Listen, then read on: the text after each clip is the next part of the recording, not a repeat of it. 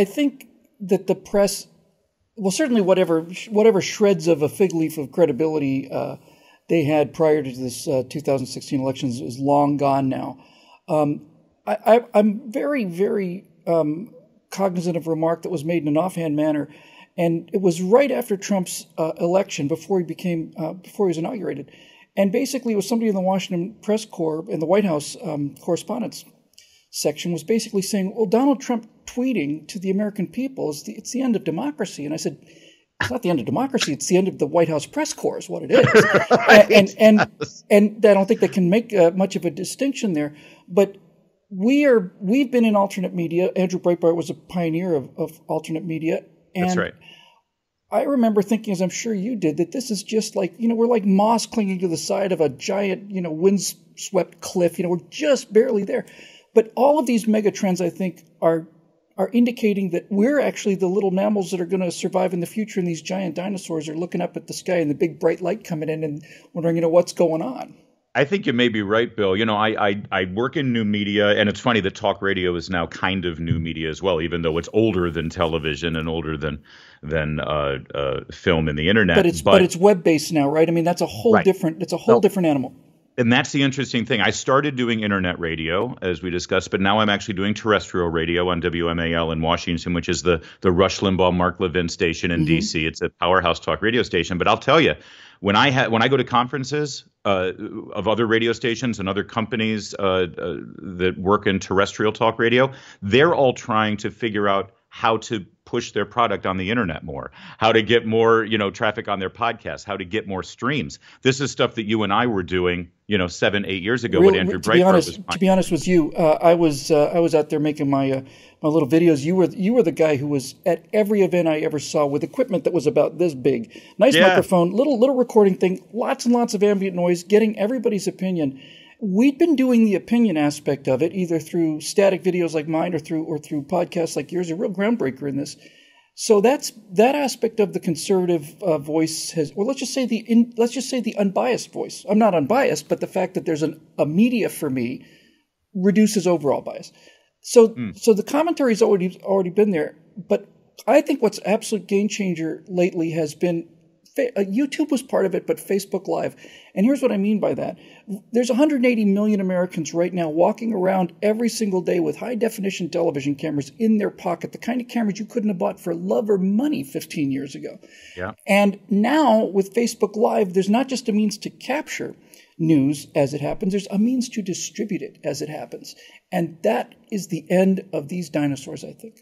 Yeah, I'm completely with you, Bill. You're right. And when I started doing my internet show, I first started audio only. Then I added a camera Ustream. Remember Ustream? I still use it for Stratosphere Live. Sure. It's not very friendly, is it, Ustream?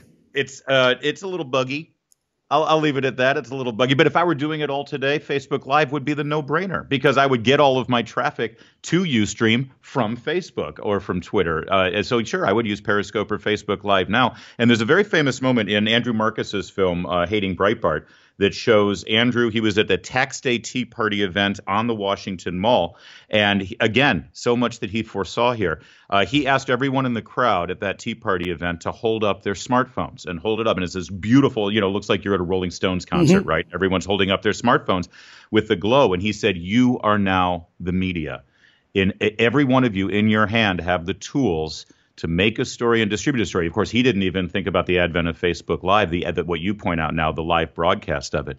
But it is a game changer as long as the government and the media keep their hands off of it and don't try to regulate it and change it. Saw these horrific things that have happened on Facebook with the videos of murders and things. And, it's that kind of thing that's a gateway excuse for totalitarians to come in and say, this is why we can't have this. Well, the nice thing about the internet, to the absolute dismay of the progressives who are so used to controlling everything, is that it was designed to withstand, 25,000 nuclear warhead attack on the United States. So maybe even the progressives can't put a dent in its ability to get a message out.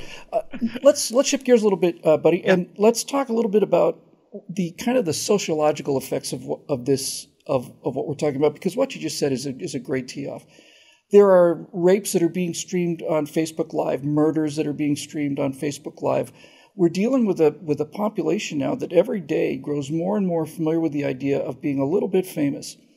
And And my very young nephew, who's 7 now, I think, quite shocked me with the fact that he had done a video of him. We shot video of him his first time in snow, and his only concern in life seemed to be that he got 300 or 400 hits on YouTube, and oh man, you wonder what the effect of this is going to be.